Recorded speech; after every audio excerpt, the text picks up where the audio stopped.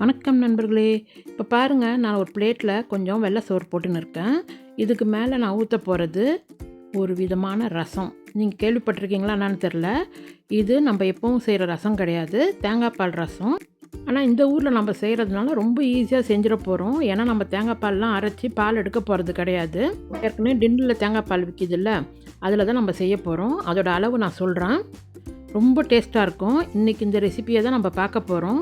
இப்போ இது கூட நான் பொரிச்சு வச்சுருந்த கோழிக்கறியை வச்சு தான் பரிமாற போகிறேன்.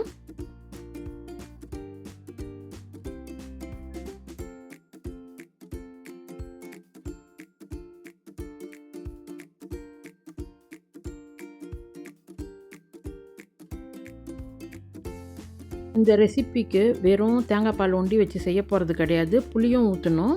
இந்த ஊரில் இந்த புளி விற்கிறாங்க, தமிழ் கடையில் கிடைக்கிது. அதுக்காக தான் இந்த புளியை வாங்கினா கும்பகோணத்து புளின்னு சொன்னாங்க. அது உண்மையாக பொய்யான்னு தெரியல, ஆனால் புளி நல்லா தான் இருக்குது. அப்போல்லாம் நான் ஊரில் இருக்கிற புளியை தான் வச்சு யூஸ் பண்ணுவேன். அது எங்கள் மாமியார் ரொம்ப நல்லா பண்ணி காய வச்சு எண்ணெய் பூசி கொடுப்பாங்க. ரொம்ப நாள் கெட்டு போகாமல் இருக்கும். அதில் இருக்கிற விதையெல்லாம் எடுத்துகிட்டு க்ளீனாக இருக்கும். இந்த ஊரில் வந்து கடையில் வாங்கும் போது பார்த்திங்கன்னா விதை இருக்குது பார்த்திங்களா, இந்த மாதிரி அதெல்லாம் காட்டுறேன் நான், இங்கே பாருங்கன்னு. இதெல்லாம் இருக்குது, இதில் எல்லாத்தையும் சேர்த்து தான் வந்து ப்ரெஸ் பண்ணி வச்சுருக்குறாங்க. இப்போது ஒரு அளவுக்கு நம்மளுக்கு தெரியணும்ல, ஏன்னா நான் வெள்ளைக்காரவங்களுக்கு சொல்லி கொடுக்குறதுக்காக இதை பாருங்கள், ஒரு உருண்டை பிடிச்சி ஒரு கரண்டி அளவுன்ற மாதிரி, ஒரு சூப் கரண்டி அளவுக்கு டேபிள் ஸ்பூன் அளவுக்கு உப்பு எடுத்துக்கணும்னு சொன்னேன். சுடுதண்ணி ஊற்றுறேன் நான், ஏன்னா சீக்கிரமாக ஆகணும்னு. நம்ம சாதாரணமாக புளி கரைக்கிறவங்களுக்கு தெரியும், நம்ம சாதாரண தண்ணியிலே கரைச்சிக்கலாம். நான் சுடுதண்ணி ஊற்றினா குயிக்காக கரைச்சிடும்னு சொல்லிவிட்டு சுடுதண்ணி ஊற்றி கரைக்க போகிறேன். ஒரு இடமா வச்சுருவேன் அதை. இப்போது தாளிப்புக்கு நம்மளுக்கு கருவேப்பிலை தேவைப்படும். நான் ஃப்ரீசரில் வச்சுருவேன், ஏன்னா பக்கத்தில் கிடையாது தமிழ் கடையெல்லாம். அப்போ நம்ம வாங்கி ஃப்ரீசரில் தான் வைக்கணும். இந்த மாதிரி ஒரே ஒரு தீ மட்டும் எடுத்துக்கிட்டேன். அதில் இருக்கிற இலையெல்லாம் பொறுக்கி அதில் வச்சுட்டேன். அது கூடவே பாருங்கள், ஒரு பிளேட்டில் 4 காஞ்ச மிளகா, கடுகு, உளுத்தம் பருப்பு எடுத்து வச்சுருக்கிறேன். கடுகு உளுத்தம் பருப்பு ஒரு அரை டீஸ்பூன் அளவுக்கு எடுத்து வச்சுக்கிட்டேன். காஞ்ச மிளகா 4 எடுத்து வச்சுக்கிட்டேன். உங்களுக்கு காரமாக வேணும்னா அந்த காஞ்ச மிளகாவை நீங்கள் பிச்சு போட்டிங்கன்னா அந்த விதையானது காரம் கொடுக்கும். நான் காரமாக பண்ண போகிறது கிடையாது, அதனால் நான் முழுசாகவே போட்டுட போகிறேன். இதோ 4 காஞ்ச மிளகா, கொஞ்சம் கருவேப்பிலை, அரை டீஸ்பூன் கடுகும் உளுத்தம் பருப்பும் எடுத்து வச்சுக்கோங்களேன். மஞ்சத்தூள் ஒரு 1/4 டீஸ்பூன் தேவைப்படும். அது கூடவே எண்ணெய் வேணும். நான் வந்து சூரியகாந்தி எண்ணெய் எடுத்து வச்சுருக்கிறேன். அப்புறம் உப்பு, தேவையான அளவு உப்பு எடுத்துக்கோங்க. அப்புறம் நான் சொன்னேன்ல அந்த தேங்காய் பால் டின்னு, அந்த டின்னு நான் பச்சை டின்னு வாங்குவேன். சிகப்போட பச்சை நல்லாயிருக்கும், அதனால் பச்சை டின்னில் ஏற்கனவே பால் இருக்கும், திக்காக இருக்கும். அதை நம்ம எடுத்து வச்சுக்கலாம். அது ஒரு 10 டேபிள் ஸ்பூன் அளவுக்கு யூஸ் பண்ண போகிறேன். அடுத்த ஸ்டெப்பு என்னென்னா, நம்ம புளி கரைக்க போகிறோம். எல்லாருக்கும் புளி கரைக்க தெரியுமான்னு தெரியல. எவ்வளோ பேர் வந்து கரைக்க தெரியாது, அவங்க பார்த்துக்கோங்க எப்படி கரைக்கிறேன்னு. இந்த மாதிரி புளியை கரைச்சிக்கோங்க. இது வந்து தண்ணி ஆறி போச்சு, நம்ம சுடு தண்ணி ஊற்றினோம்ல, ஆறிடுச்சு. ஆனால் புளி நல்லா குழன்னு இப்போ நல்லா காஞ்சி இல்லாமல் நல்லாயிருக்கும். அதனால் நம்ம அப்படியே கையில் பெசரி விரலில் அப்படியே நசுக்கி விட்டோன்னா அழகாக கரைஞ்சி வந்துடும். அதுக்கப்புறம் புளி வடிகட்டி எடுத்து அதை ஏனத்தில் வடிகட்டிக்கணும். நீங்கள் அடுத்தடுத்து தண்ணி ஊற்றும் போது சுடு தண்ணி தான் ஊற்றணும்னு கிடையாது. அப்புறம் திருப்பி ஆற வைக்க காற்றுன்னு இருக்கணும். சாதாரண தண்ணியை ஊற்றிக்கோங்க, சூடாக இருக்க தேவையில்லை. நம்ம கான் தண்ணியை பிடிச்சி ஊற்றிக்க வேண்டியது தான்.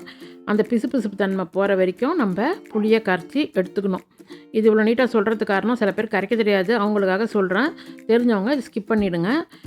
இது ஒன்றும் நூதனமான வேலை கிடையாது. நம்ம இந்த இதில் செய்கிறத விட்டு அந்த விதையெல்லாம் அதை தங்கிடும். அதுக்கப்புறம் நம்ம தூக்கி போட்டுற வேண்டியது தான். இதுக்கு நம்ம விதையெல்லாம் போட்டு நம்ம தேங்காய் பால் ரசம் வைக்க போகிறதில்ல, வெறும் அந்த ஜூஸ் மட்டும் எடுத்துக்க போகிறோம், அந்த புளி ஜூஸ் ஒண்டி. அவ்வளோதான். இதை பாருங்கள், இந்த மாதிரி செஞ்சு எடுத்து தனியாக வச்சுருங்க. அடுப்பை ஆன் பண்ணிவிட்டு அது மேலே ஒரு பாத்திரத்தை தூக்கி வைங்க. அடுப்பு ரொம்ப ஃபுல் தீயில் இருக்கணும்னு கிடையாது, ஒரு அளவு இருந்தால் போதும்.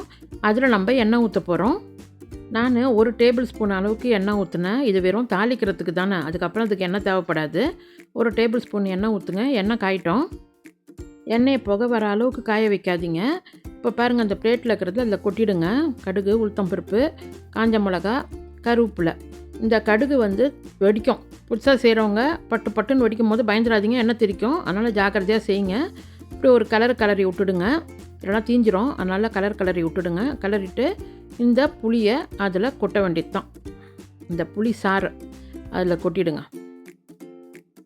சரி, இப்போ மஞ்சத்தூளை போட்டுடுவோம். அந்த 1/4 டீஸ்பூன் அளவுக்கு மஞ்சத்தூளை போட்டுடுங்க. அடுத்தது உப்பு போட்டுட்டேன். உப்பு வந்து நான் 1 டீஸ்பூன் அளவுக்கு போடுறேன். பாருங்கள், அளந்து காட்டுறேன். 1 டீஸ்பூன் அளவுக்கு போடுறேன். அப்புறம் ஒரு கிளறிட்டு இதை கொதிக்க விட வேண்டியது தான். இது அதிகப்படியாக இல்லாத தொட்டு குயிக்காக கொதி வந்துடும். அதுமாரி கொதிக்கும் போது நம்ம இப்போ தேங்காய் பாலை ஊற்ற போகிறோம். தேங்காய் பால் 10 டேபிள் ஸ்பூன் அளவுக்கு நான் ஊற்ற போகிறேன். இந்த மாதிரி டப்பாவில் வாங்கினீங்கன்னா சில நேரத்தில் அடியில் வந்து லிக்விடாக இருக்கும், மேலே வந்து கட்டியாக தேங்காய் பால் இருக்கும். நம்ம கரண்டி எடுத்து நல்லா திறந்துட்டு கரண்டி எடுத்து நல்லா கிளறிட்ட பிறகு இந்த மாதிரி நல்லா திக்கான பால் கிடைக்கும். நம்ம அதில் 10 டேபிள் ஸ்பூன் அளவுக்கு இது போதுமானது. அதுக்கப்புறம் டேஸ்ட் பண்ணி பார்க்குறேன், கரெக்டாக இருந்துச்சு. இப்போ லேசாக கொதி வரட்டும், ரொம்ப நேரம் கொதிக்கலாம் விட தேவையில்ல. இங்கே பாருங்கள், கொத்தமல்லி கீரை நான் ஃப்ரீசரில் வச்சுருந்தேன், அதை நான் அதை தூவி விட்டுடுறேன். இந்த ரெசிப்பியை நீங்கள் வந்து கறி பொரித்து சாப்பிட்லாம், மீன் பொரித்து சாப்பிட்லாம், முட்டை காரமாக செஞ்சு சாப்பிட்லாம். அப்படி இல்லைனா மரக்கறி கூட பக்கத்தில் உருளைக்கிழங்கு அந்த மாதிரிலாம் நல்லா பொரித்து வச்சு சாப்பிட்டிங்கன்னா டேஸ்ட்டாக இருக்கும். ட்ரை பண்ணி பாருங்கள், ரொம்ப ஈஸியாக இருக்குது பாருங்கள். இதுக்கு வெங்காயம் வெட்டல, தக்காளி வெட்டல, ஒன்றுமே வெட்டல. ரசம் டைப் தான், ஆனால் ரொம்ப டேஸ்ட்டாக நல்லாயிருக்கும். இதை சாப்பிட்டு பாருங்கள், நல்லாயிருக்கும். ட்ரை பண்ணுங்கள் உங்கள் வீட்டில். அவ்வளோதான் நண்பர்களே, இந்த வீடியோ இதோட முடியுது. இந்த வீடியோ உங்களுக்கு பிடிச்சிருந்துச்சுன்னா லைக் பண்ணுங்கள், ஷேர் பண்ணுங்கள். சப்ஸ்கிரைப் பண்ணி பார்க்குறவங்க எல்லாருக்கும் ரொம்ப நன்றி. சப்ஸ்கிரைப் பண்ணாமல் பார்க்குறவங்க மறக்காமல் சப்ஸ்கிரைப் பண்ணி பாருங்கள்.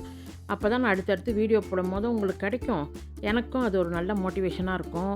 அவ்வளோதான். இப்போ பாருங்கள், ஸ்டார்டிங்கில் காட்டினது தான். அதே சோறை போட்டு இப்போ செஞ்சு வச்சுருக்கிற ரசத்தை ஊற்றி அது பக்கத்தில் கோழிக்கறி வச்சு ஒரு கட்ட வேண்டியது தான். அவ்வளோதான் நண்பர்களே, மீண்டும் சந்திப்போம். நன்றி, வணக்கம்.